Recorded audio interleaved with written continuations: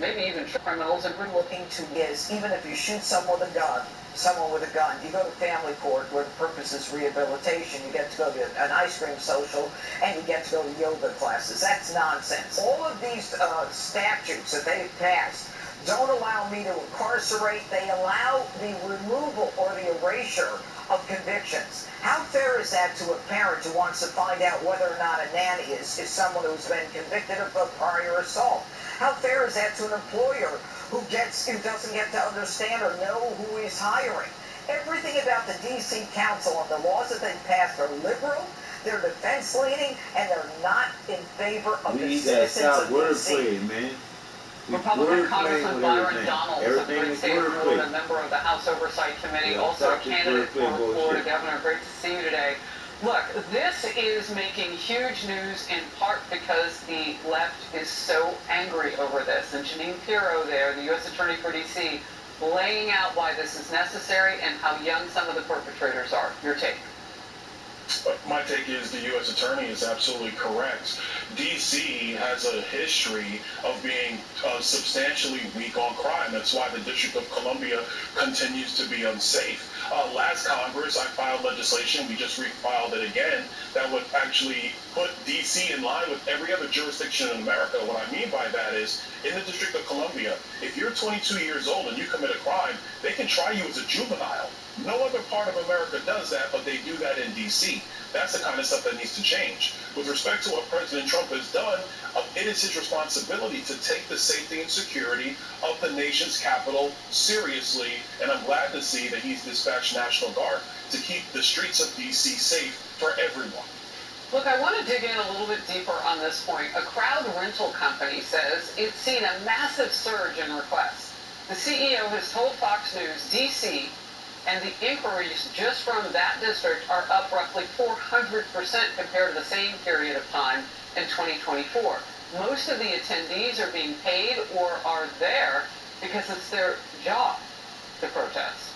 That doesn't mean they don't support the cause, but it does mean that these crowds are not as organic as they appear to be on TV.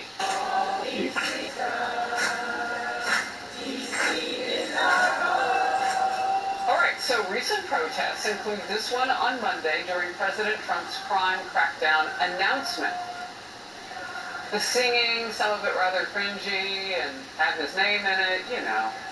I want to make it clear, we don't know if these people specifically were paid or not, but that is certainly happening in many places around this issue, and against this president, it has tended to be the norm.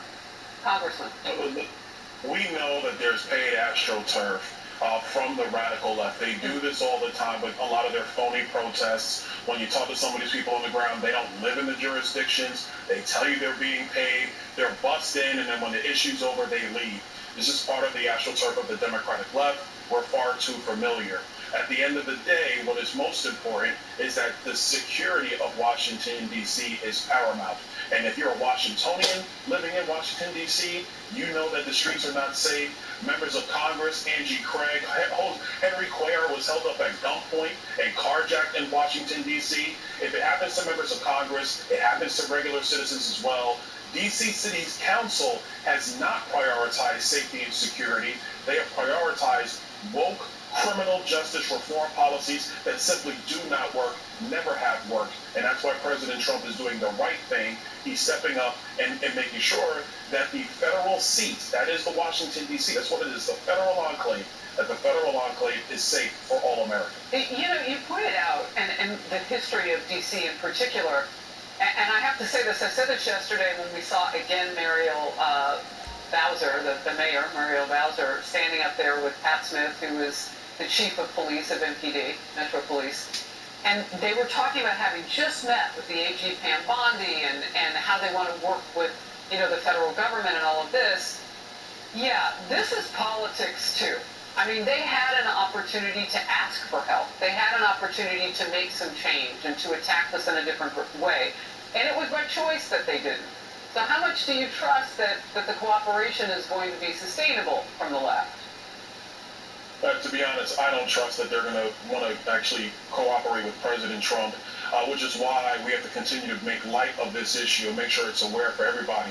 This is similar to what happened at George Washington University when Muriel Valdez, the oversight committee, the committee I sit on, subpoenaed us to make the arrest. We have to make sure that we shine light on this. We have to keep it a focus of not just the people in Washington, but the American people, and that is the true way that you have accountability in this matter.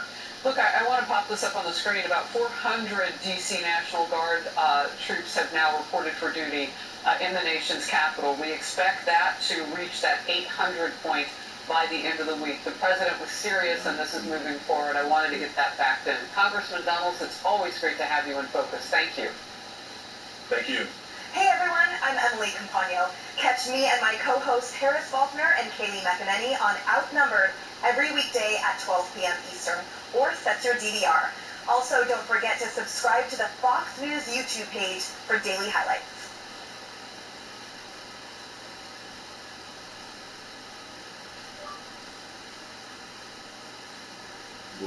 For a lot of reasons, and it's an honor to have you in this very nice venue across the street from the White House.